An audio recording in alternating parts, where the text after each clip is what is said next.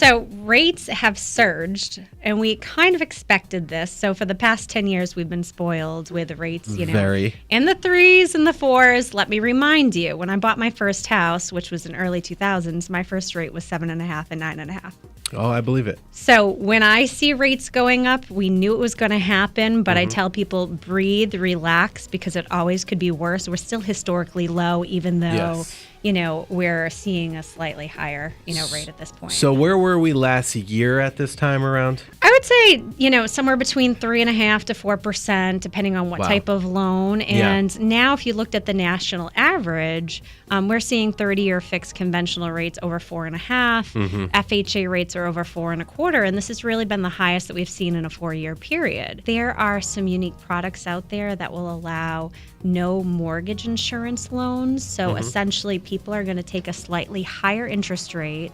They're not going to have PMI, and that's going to help bridge that gap for the buying power that they're losing because rates are going up. And that's what people don't think about. So I've said it on your segment before, oftentimes the interest rate, people gravitate towards the lowest, but it doesn't always equal the cheapest payment. So we need to be creative in this market. We want to make sure people are comfortable in their payments, comfortable in their houses, but we have to look at alternative loans now. But at the same point, I would much rather take a loan that has a slightly higher rate, not pay mortgage insurance because it's driving, down the highway, throwing money out the window at this point. Yeah.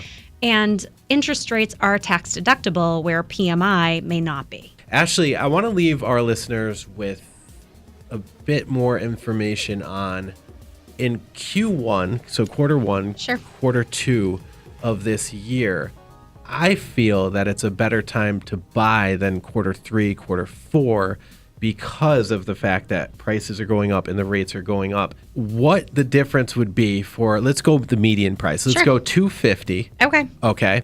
At $250,000 with the rates where they are right now, say 4.5%, because I know we can't quote all the programs, or 4.75 even. No, let's use like 4.5. That's a nice average. At 4.5 at $250,000 versus 5% at $260,000, because again, prices are going up.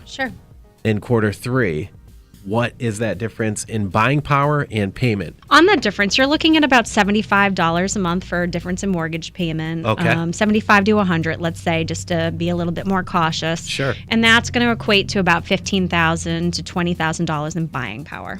Okay, and that's talking about rates. But what, again, I'm going to put this on you, is what's happening with the prices? What's going to happen? Well, so the prices should appreciate, okay?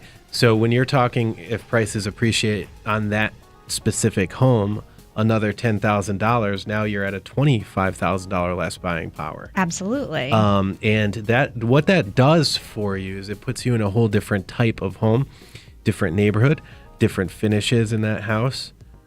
So that $15,000 to $25,000 is big. The fact is, it's always a really good time to buy. We've talked about this. Rates are going to go up, house prices are going to go up, but it's a solid investment. And I think people just have to shift the way they think. So I think the days of buying a house and hoping that they're going to stay there for 1 to 2 years, sell, make all their money, and reinvest it, that might be over or declining. I think people need to make smarter decisions and think, okay, am I going to be happy with this house? Is it going to carry me for 5 years just in case this does happen? So I think it's just a more cautious way of thinking and planning ahead.